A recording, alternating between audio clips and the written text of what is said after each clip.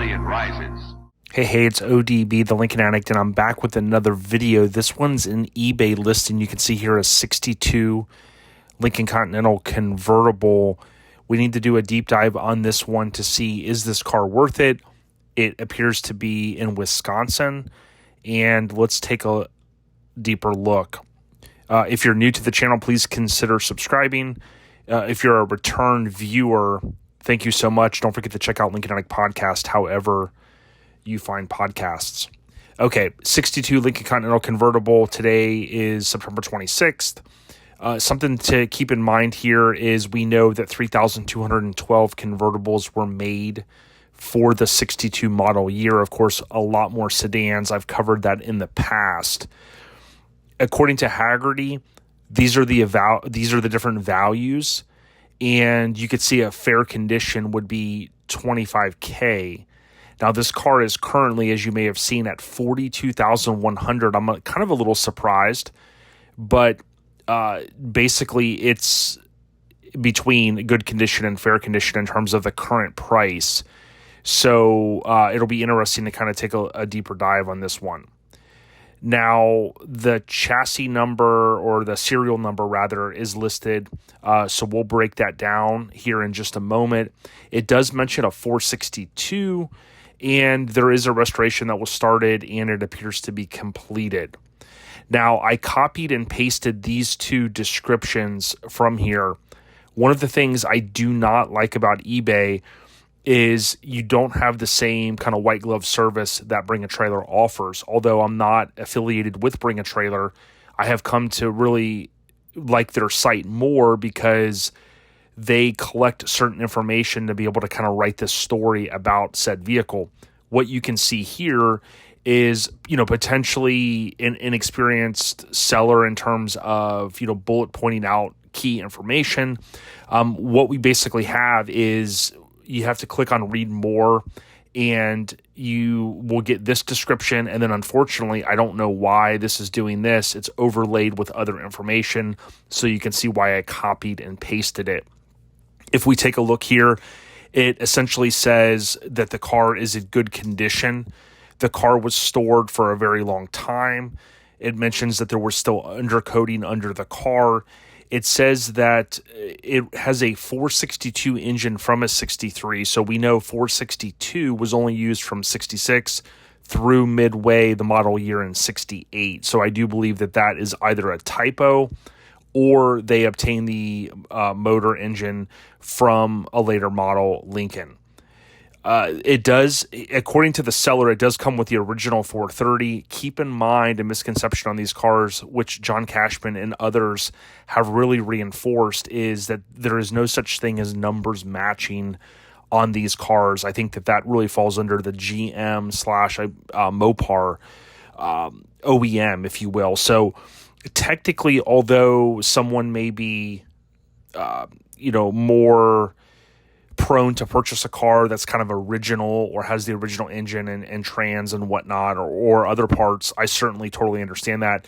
There's no really loss in value in terms of the engine not being the exact engine. So if you were to put another 430 in a car, no one would ever know because there's no way to tell other than obviously the normal stuff to see, hey, was it rebuilt? Was it pulled? Was it cleaned? Those type of things.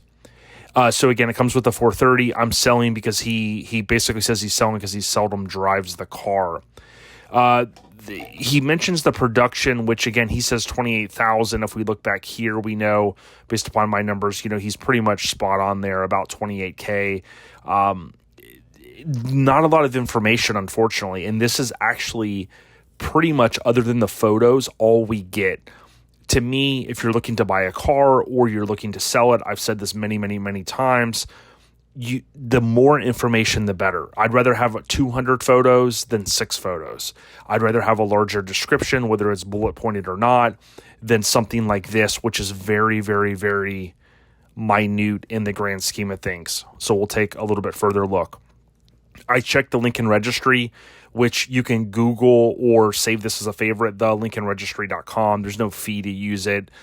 I just enjoy using it because I know the gentleman that oversees it. He is constantly, or other folks are scouring as they see these cars go up for sale. They'll copy and paste the VIN, and it was entered just about a week ago in the Lincoln registry. So it's kind of a way to keep a tab on how many of these cars still exist, what's still out there.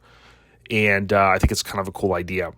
So the VIN door plate, we do not have a photo of it, unfortunately. However, we can break down the VIN, and if you're asking where did the VIN come from, it comes from right here. So we're trusting that they entered in the right information. I assume they did. And what we can see is the 2, that represents the number 2 as in 1962. The Y is the assembly plant, which is Wixom, Michigan. 86 is the body style, which is a 4-door convertible. The H is the engine code. Pretty standard, unless it was an export where it was like kind of something a little bit, it would have been the same engine, different compression and things like that. But, typically it's going to be the H. The last 6 to 11 characters and or digits represent the consecutive unit number, which always starts with a 4. So you really just want to be concerned with the last 5 digits. And that's the 13,247 made or produced, if you will, for that model year. If we add these 2 numbers from my previous slide, we know there's 31,061 total units built for 62. Of course, that includes sedans and convertibles. So, it just gives you a little bit of insight into when this one was more of a, I would say, kind of an earlier year model, I guess, in the grand scheme of things, or I guess you would say mid-year, mid-model, because, 15,000 is going to be half of 30,000. So give or take, it gives you a little bit of insight. Unfortunately, without additional information, we don't know some of those, additional details that we could glean from a photo of the plate. Now we do know, if you've ever used eBay or you've checked out my channel here, typically you can scroll down, and if it's an experienced seller or someone that sells often, they're going to have more photos below, and that can sometimes be deceiving because you would see like, hey, you've got 10 photos here, but you'd scroll down and you would see 50 photos. Well, that's not the case here. Basically, this is all we have. We have a front 3/4 shot. We can see it's a 62 based upon the grille. It also has the antenna on the back, so that was a 61, 62 feature, if you will, and 63, of course, it's moved to the front. We always have this as the second image or video, which is their purchase protection. Now, one thing that you'll see when we break down what I like about this ad and this particular car and some of the challenges that I see with it is doing these, using like maybe your iPhone or your Pixel or Android device and kind of putting it into these different modes where it kind of gives you these different, cool cinematic type photos. To me, that's cool if you're posting on social media, but that's not what we need here. If you're looking to buy a car, especially if you're one of the folks that have bid now up over $40,000, we need more detail. Like, this is a cool photo, maybe again for social media, but it's not giving us a lot here, right? It's got that kind of sun, burst effect coming in here and all that. And it's like, okay, well, again, we really need the details. What we can see, though, is it does appear to be a complete car. We see the wheel covers, also known as hubcaps, are in place. And, of course, that very iconic 62 Lincoln Continental convertible look and feel that we can kind of see here looks great. It's hard to tell here if what the gapping looks like and the spacing, if you will. We're going to see in a moment. The doors have been removed from this car, and anytime you take these cars apart a good bit, they can't be easy to put back together.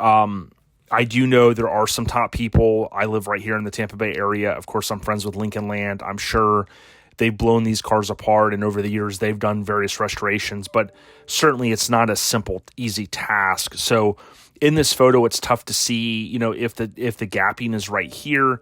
The reason why I say that is when we look here, again, you kind of see that same line, and, taking these cars fully apart, it can be done. It's just a lot of work to kind of get them back to the way that they were from the factory.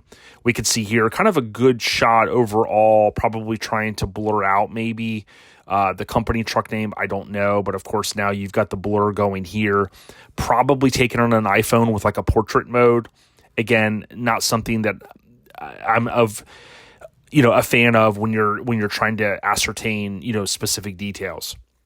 What we can see here from the interior, this is kind of a color you either love or hate it. I'm not a huge fan of the kind of maroon style or color. It's just not my favorite color. That's a personal preference. But what we can see is it does look pretty nice. Overall, it is complete. We've seen cars a lot worse. It is hard to tell if this is all original. It looks really good.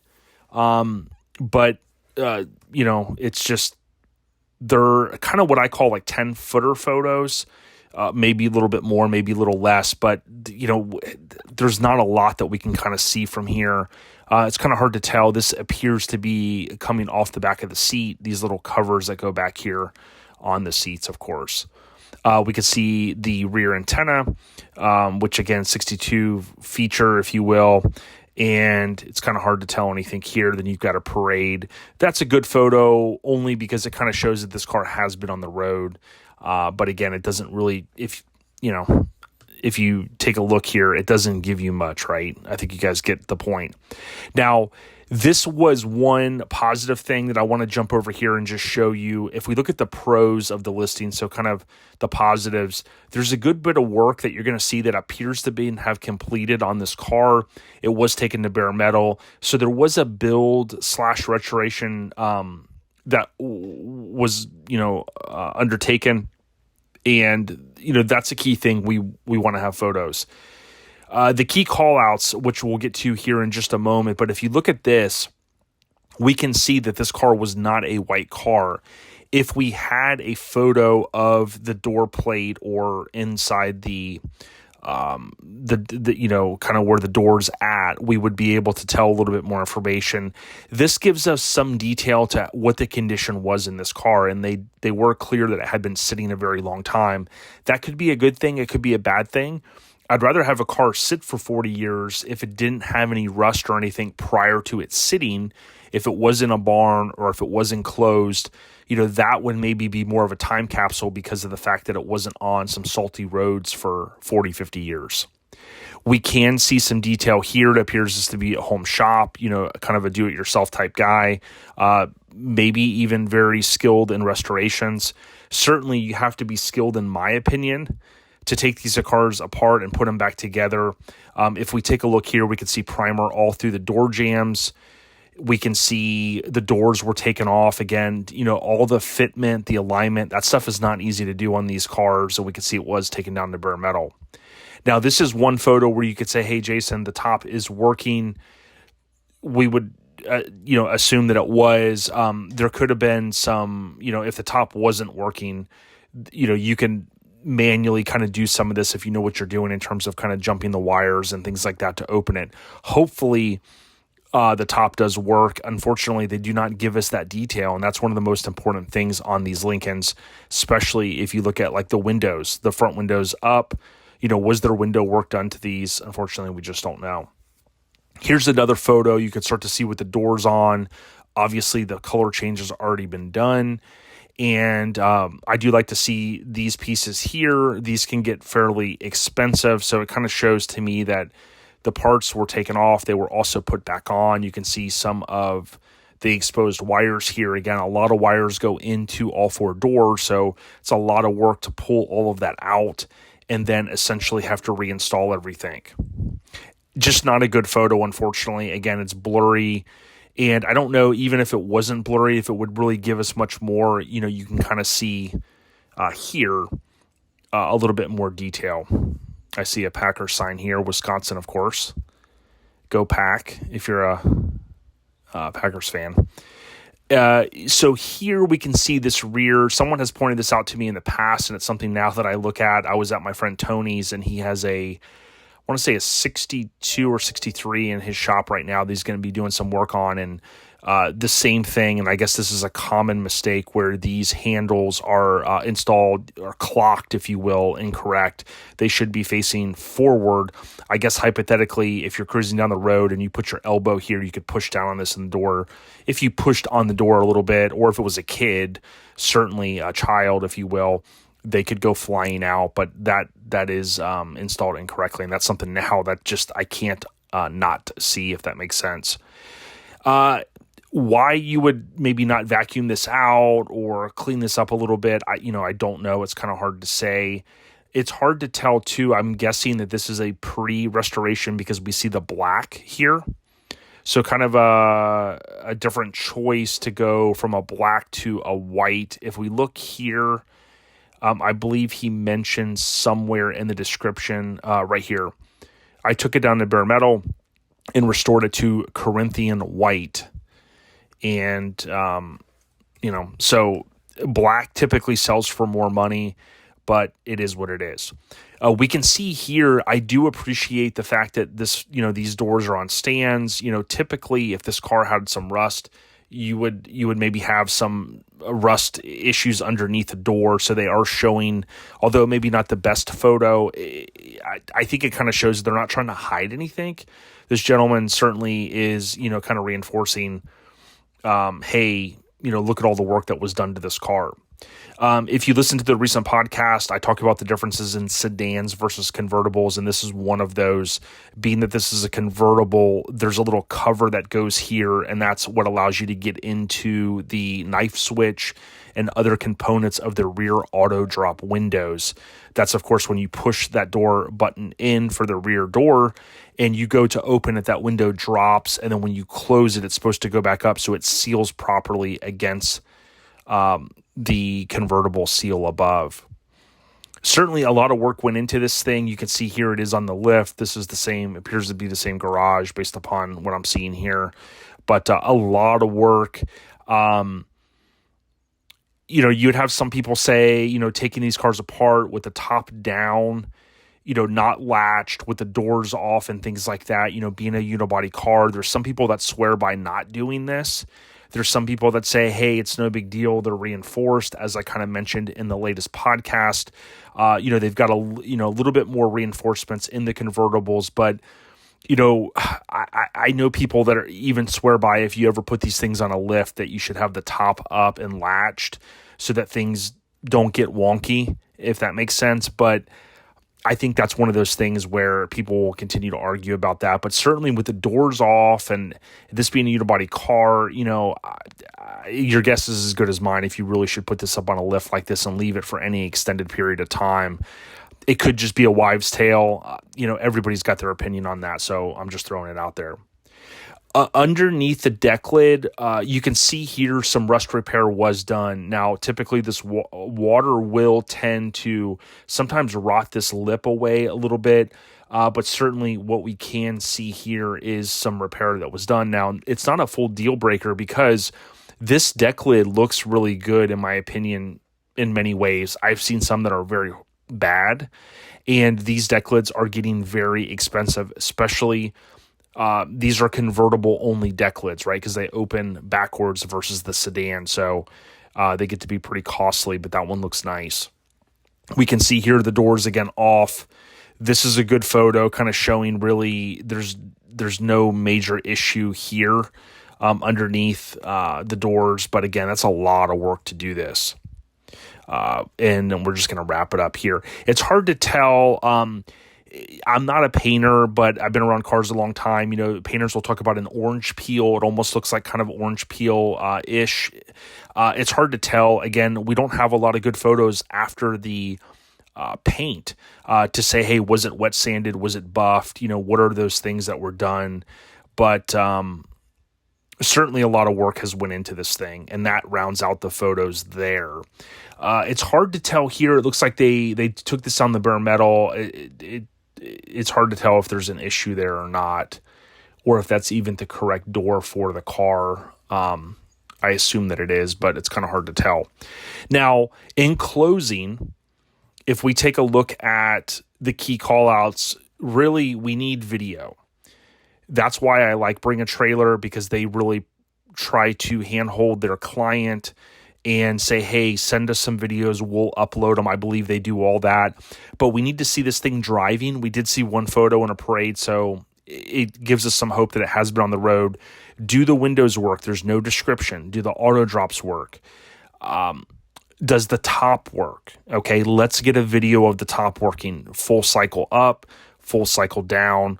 All that's key, because you might get this car and it might have 30, 40 grand in a paint job and all of that work done. But if the windows aren't working as soon as it comes off the trailer, you're not going to be happy. Your wife's not going to be happy. Your significant other or whatever, not going to be happy. Photos. How does inside the trunk look? We need more photos inside there. How does the car look underneath it? Keep in mind, this is a Wisconsin car. How does it look under the front crossmember and battery tray? These are all things that I'm kind of surprised that it's at 40 grand without those details. Now, certainly you can message someone, and one good positive thing is this person has 888 seller information. I did not look back and see if he sold any cars, but certainly folks could have contacted this individual, and that would be great. Hey, can you send me more photos? You have a lift, okay? This person can't say, unless that was not their home or their shop, they certainly couldn't say, well, I don't have access to a lift, because you could say, well, it's on a lift here. You get where I'm going with this. I mean, we really need to see photos. Sure, it's been in a garage or it's been in a barn, if you will, for all of those years. Again, that could be a positive thing. My 64 came from Indiana/Michigan. It was not perfect underneath, but certainly it was not rotted out. It was not rusted out as bad as they can get. And that was simply because the person or the couple of owners over the course of time didn't drive the car a lot, my presumption, in the winter with the salty roads and things like that. But, the last thing I'll say is this. The auction's at 42,100, as you saw. If we look at Mecum, okay, this 65 Lincoln Continental convertible, again, I was not there. There's no photos underneath this car either. So, right, we could slice and dice these two. But if you look at this car, and I often talk about getting, the most for your money, 65 is a very desirable year, as 61 2s and 3s are as well as 4. But, to me, this one has some video, right? It doesn't have everything we need. We need to know some more about this car. But certainly, if you think about the opportunity to spend $40,000, this person spent $40,700, plus they're going to have some logistics of the shipping of the vehicle, or if they decide to drive it, or however that's going to go down. And then I look at this and I go, okay, black is more desirable. Typically, you're going to bring more money, although I'm not the biggest fan of black Lincolns. This one obviously had a color change and it has some question marks. This one does as well. But the moral of the story is you can find a nice car out there. You got to be patient. Whoever got this one, to me, unless it was rusted out, which I don't think it was, I think they got a good deal. So with that being said, if you watched to the end, thank you very much. Let me know what you think. Is this a good deal? Should the seller put more photos and videos? Like I said, do you think this restoration's worth it? Hey, this stuff costs a lot of time and money. This could be a very skilled guy. Definitely not taking anything away from him. Really more focused on just simply the listing itself. It could be a little bit more intuitive, maybe, or in depth, that would help drive the price and reassure the buyer that they're getting what they want. Let me know what you think in the comments. Take care, everyone. ODB, we're out of here.